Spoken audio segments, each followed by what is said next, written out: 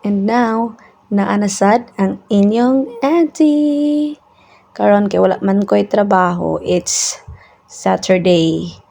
So, after sa ako ang kalihukan dito sa mga bata, sa ako ang ministry, nagkaplano na sad ako og clean up sa Panimalay kay it's so sagboton na kaayo.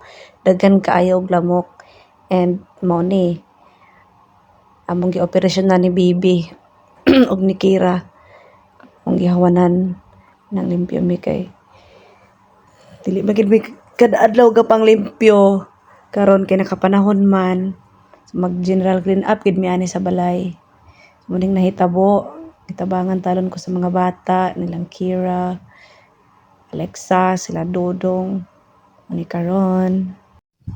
Tada! Wow!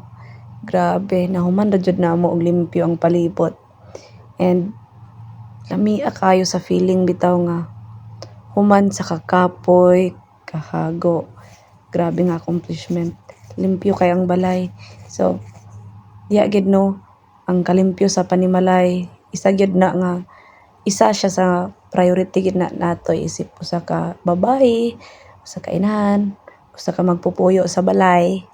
So, manglimpyo gid ta para likay sa mga lamok, kalat, sakit, diba?